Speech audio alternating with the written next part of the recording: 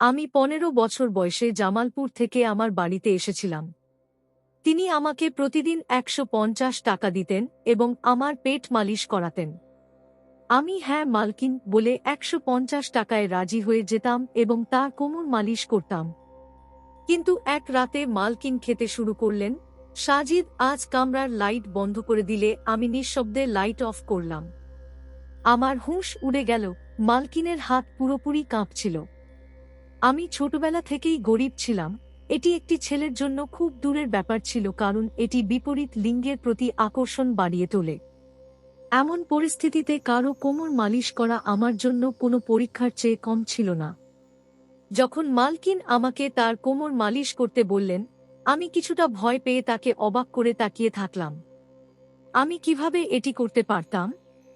এটি খুব লজ্জার বিষয় ছিল, কিন্তু আমার বাবা বলেছিলেন যে মালকিনের কোনো কথায় না বলো না, তিনি খুব দয়ালু মহিলা।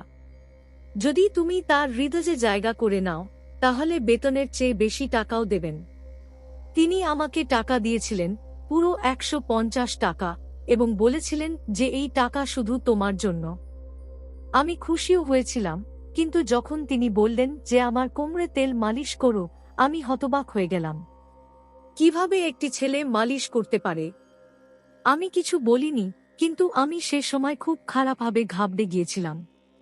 তিনি আমাকে তার কামরায় নিয়ে গেলেন, তারপর বিছানায় শুয়ে পড়লেন এবং আমাকে বললেন তার কোমরে তেল লাগাতে। যখন আমি তার কোমর থেকে শার্ট উপরে তুললাম, হঠাৎ চোখ বন্ধ করে নিলাম। যে তেল তিনি আমাকে দিয়েছিলেন, আমি বন্ধ চোখে হাতে একটু নিয়ে তার কোমরে লাগাতে শুরু করলাম। আমার চেষ্টা ছিল যে শুধু হাত দিয়ে কোমর মালিশ করব, আমি একবারও তার কোমরের দিকে তাকাব না। আমার মনে পড়তে লাগল যখন আমি এখানে কাজ শুরু করেছিলাম, প্রথম দিনগুলোতে মালকিনের কামরায় ঢুকলে মালকিনকে আজ কিছুটা বদলে যেতে দেখলাম। আমার মনে হলো তার রং কিছুটা অদ্ভুত হয়ে গেছে এবং তার মুখও ঘামে ভেজা ছিল। তিনি কি করছিলেন জানি না, আমাকে দেখামাত্র সোজা হয়ে বসলেন এবং আমার দৃষ্টি এড়াতে লাগলেন।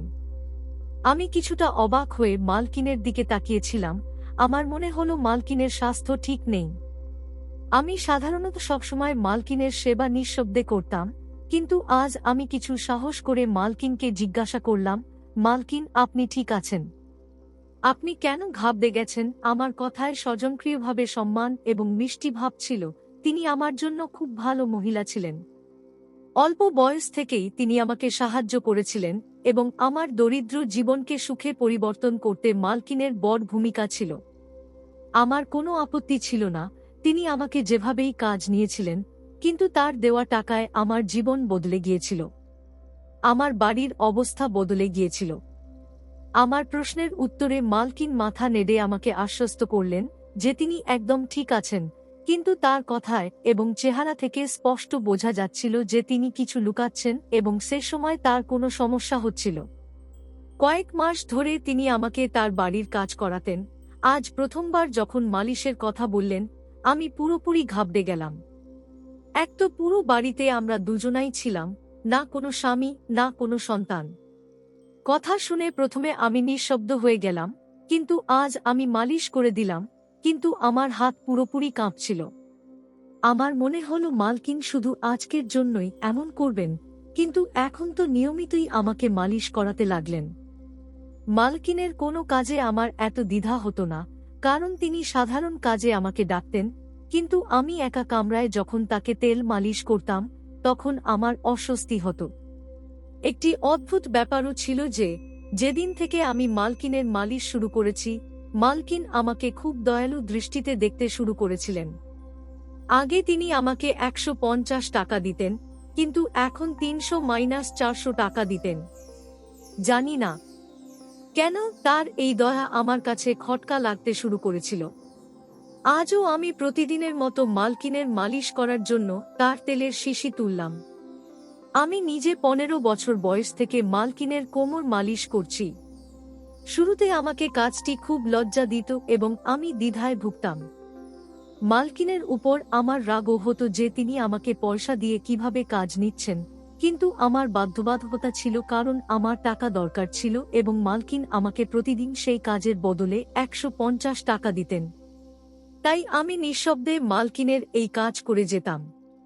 অনেক পরে আমার মনে এই প্রশ্ন জাগল যে মালকিন আমাকে এই কাজ কেন নিতেন। আমি মালিশ করে তেল তুলে মালকিনের বিছানায় বসলাম, তখন হঠাৎ মালকিন আমাকে বললেন, সাজিদ, লাইট অফ করে দাও। আমি হতবাক হয়ে মালকিনের দিকে তাকালাম। আমার খারাপ কিছু হওয়ার অনুভূতি হচ্ছিল, কিন্তু মালকিন কিছু বলতে রাজি ছিলেন না। আমি লাইট অফ করে দিলাম এবং অন্ধকারে ধনঞ্জয়ের বিছানায় পৌঁছে গিয়েছিলাম। হঠাৎ অন্ধকারে আমি কিছু অনুভব করলাম এবং আমার হাত ধরে আমাকে যা বলল তা শুনে আমার হুঁশ উড়ে গেল। আমার হৃদয় পুরোপুরি ধড়ফড় করতে লাগল। আমি আমার জায়গায় বসেছিলাম।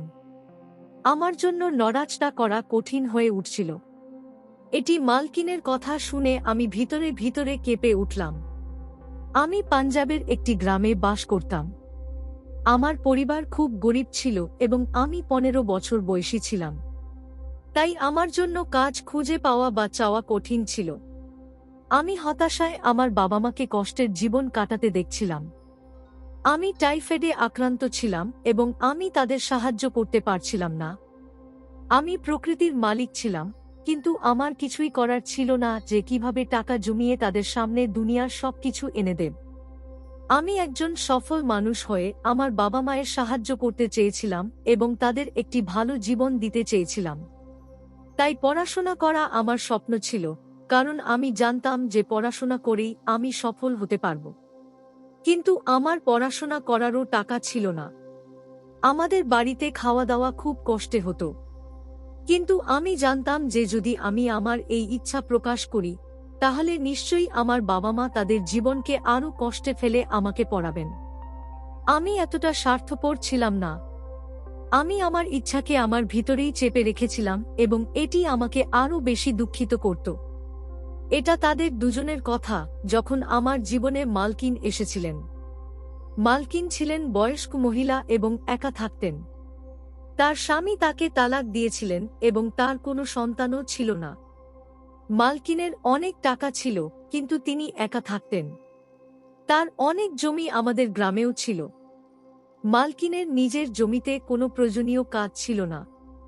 যখন তিনি আমাদের গ্রামে এলেন, তখন তিনি আমাকে একদৃষ্টে তাকিয়ে দেখলেন এবং আমাকে জিজ্ঞাসা করলেন যে আমি স্কুলে কেন যাই না এবং পড়াশোনা করি না। আমি দুঃখের সাথে তাকে আমার অবস্থার কথা বললাম এবং বললাম যে আমি আমার অবস্থার কারণে পড়তে পারি না। যদি আমি শিক্ষা লাভ করি, তাহলে বাড়িতে খাওয়া দাওয়া বন্ধ হয়ে যাবে। আমার কথা শুনে মালকিন কিছুক্ষণ চিন্তায় ডুবে গেলেন।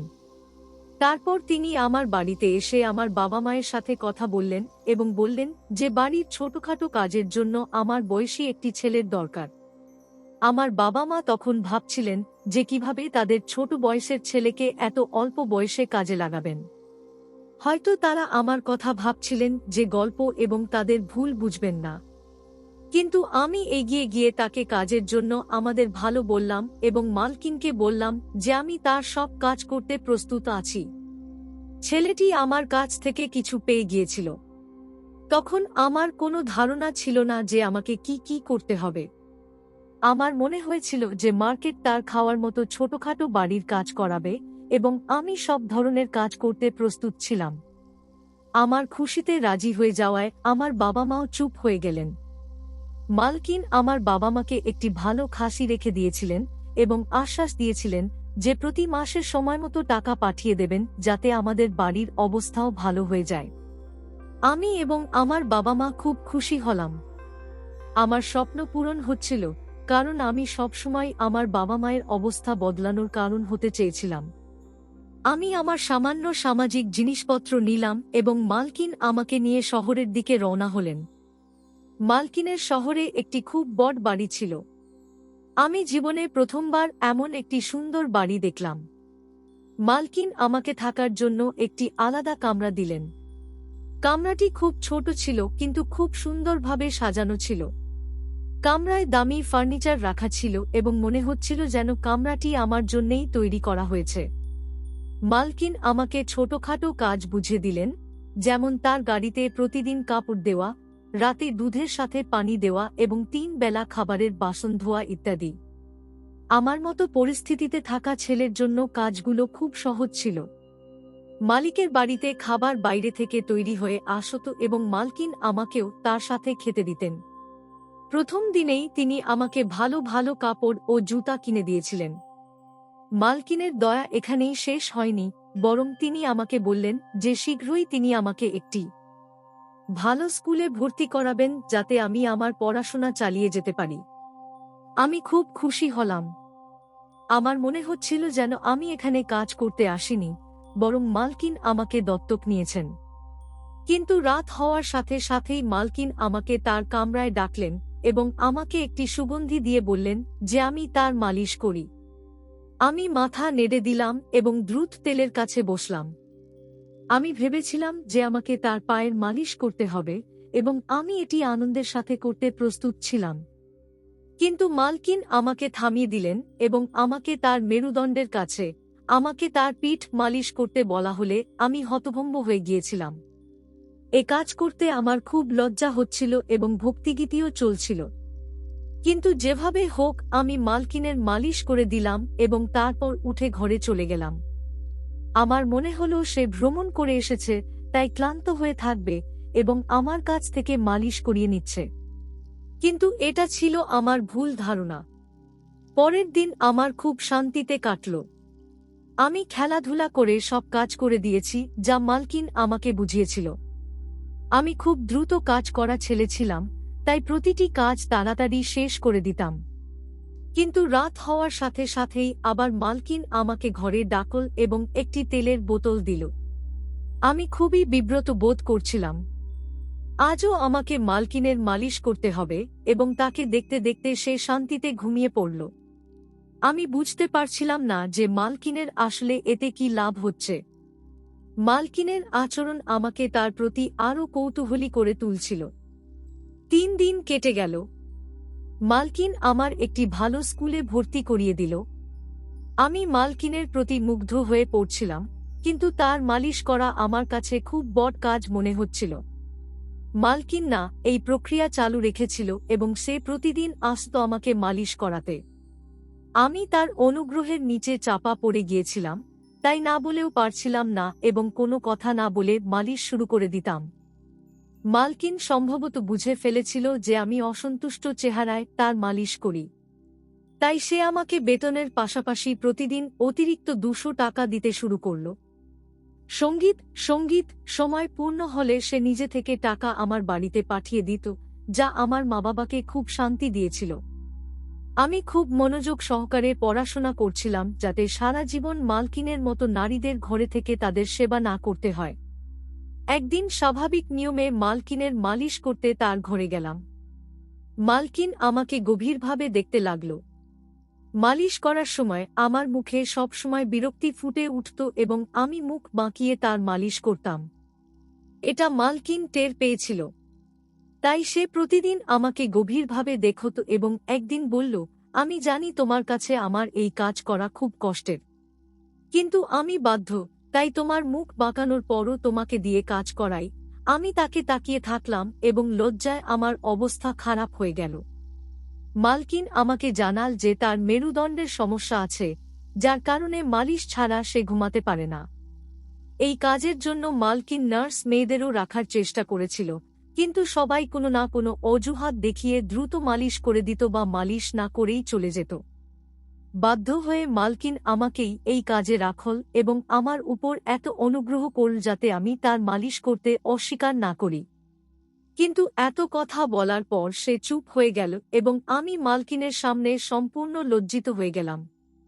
এই নারী আমার উপর এত অনুগ্রহ করেছিল, আমি তার ঋণ শোধ করতে পারব না। সেই দিনের পর আমি পুরো মন দিয়ে মালকিনের মালিশ করতাম এবং কখনো মুখ বাঁকাতাম না। মালকিন আমার প্রতি কিছুটা স্নেহ বোধ করতে শুরু করেছিল। আমি এখন বড় হয়ে গেছি এবং মালকিন অনেক বৃদ্ধ হয়ে গিয়েছিল। একদিন নিয়ম মতো মালকিনের মালিশ করতে ঘরে গেলাম। মালকিনের অবস্থা খুব খারাপ ছিল। আমি জিজ্ঞাসা করলাম, কিন্তু মালকিন বলতে রাজি হচ্ছিল না। যখন আমি মালিশ শুরু করলাম, প্রথমবারের মতো মালকিন আমাকে লাইট বন্ধ করতে বলল। আমি আশ্চর্য হয়ে গেলাম, কিন্তু তার কথা মেনে নিলাম এবং তার পাশে বসলাম। সেই সময় মালকিন আমার হাত ধরে বলল, আজ আমার স্বাস্থ্য খুব খারাপ হচ্ছে এবং আমার শ্বাস নিতে কষ্ট হচ্ছে। আমার মনে হচ্ছে আমার সময় শেষ হয়ে এসেছে। আমার ঠান্ডা ঘাম হতে শুরু করল। আমি নিঃশব্দে বসে রইলাম। মালকিন বলল, তোমার ভাগ্যে আমার হৃদয় জয় করা ছিল। যদি আমার কোনো ছেলে থাকত তাহলে তুমিই হতে। আমি এখনো তোমাকে আমার ছেলের মতো মনে করি। আমি আমার সব সম্পত্তি তোমার নামে করে দিয়েছি। নিজের যত্ন নিও। মালকিন এতটুকু বলেই নিচে পড়ে গেল। আমি তাড়াতাড়ি উঠে লাইট জ্বালালাম এবং মালকিনকে দেখে ডাক্তারকে ফোন করলাম। মালকিন সম্পূর্ণ অস্থির হয়ে পড়েছিল। ডাক্তার এসে চেক আপ করল এবং আমাকে মালকিনের মৃত্যুর কারণ জিজ্ঞাসা করল। আমার খুব বড় শোক পৌঁছেছিল। আমি কাঁদতে কাঁদতে প্রায় পাগল হয়ে গিয়েছিলাম। কিন্তু আমাদের মধ্যে মাছেলের মতো সম্পর্ক ছিল। তার উকিল পরের দিনই তার সমস্ত সম্পত্তি আমার নামে করে দিল। আমি নিজেকে খুব ধনী হয়ে গেছি এবং এখন মালকিনের বাড়িতে থাকি। আমার মা বাবাও আমার সাথে থাকেন। আমার জীবন খুব ভালো হয়ে গেছে। আমার মালকিন একজন খুব ভালো মহিলা ছিলেন। বন্ধুরা, এটা ছিল আজকের গল্প। যদি গল্পটি ভালো লেগে থাকে দয়া করে ভিডিওটি লাইক করুন, শেয়ার করুন এবং কমেন্টও করুন। আপনি যদি নতুন হয়ে থাকেন তাহলে চ্যানেলটি সাবস্ক্রাইব করতে ভুলবেন না।